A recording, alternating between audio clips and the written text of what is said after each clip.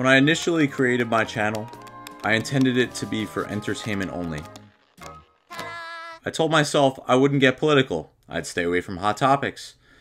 But after yesterday's press conference between President Zelensky and President Trump, an issue was raised, so pressing that I felt I had no choice but to talk about it. Second question for President Zelensky. Why don't you wear a suit? You're at the highest, why don't you wear a suit? You're at the highest level in this country's office and you refuse to wear a suit. Just want to see if do you own a suit? Well, today was interesting. Zelensky went to the White House and met the fashion police. Yes, finally someone brave enough, willing to address the elephant in the room. What are you talking about, man? Oh, I'm saying it. Why doesn't Zelensky wear a suit? I believe it may have to do with the fact that his country is actively being invaded by a totalitarian regime.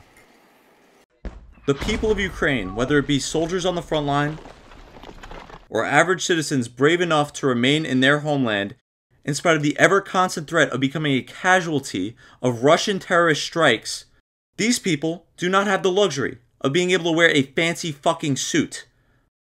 Zelensky stands in solidarity with his people.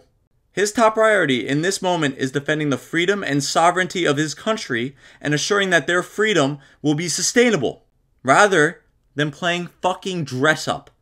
There were strikes, missile strikes, we heard them. To you, as a living person, how can this be? You just can't fully believe this.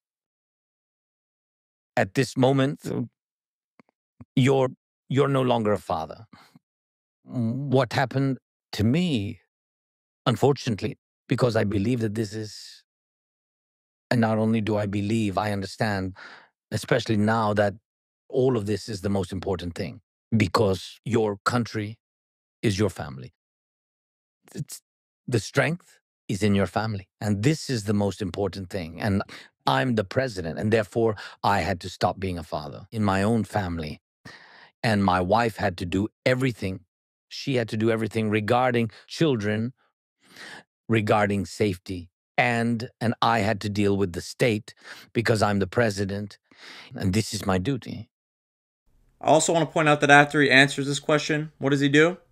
I will wear a costume after this war will finish. Okay.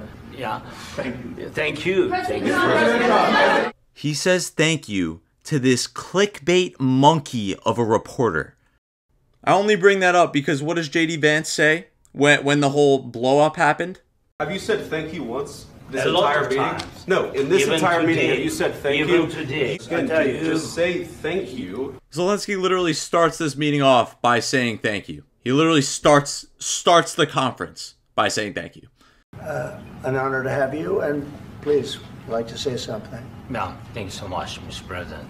Thank you for invitation. Have you said thank you once this A lot entire of meeting? times. No, in this Even entire meeting, today. have you said thank Even you? today. You Fucking retarded. You're not acting at all thankful, and that's not a nice thing. I'll be honest, that's not a nice thing. Mr. President, with respect, I think it's disrespectful for you to come into the Oval Office and try to litigate this in front of the American media. Shut the fuck up. You're a fucking cunt.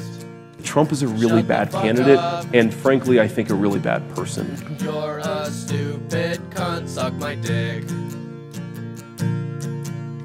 As an American patriot who genuinely loves his country, I feel ashamed that our leaders would treat this man who has been forced to sacrifice so much in the pursuit of freedom, sovereignty, and security with such disdain and disrespect.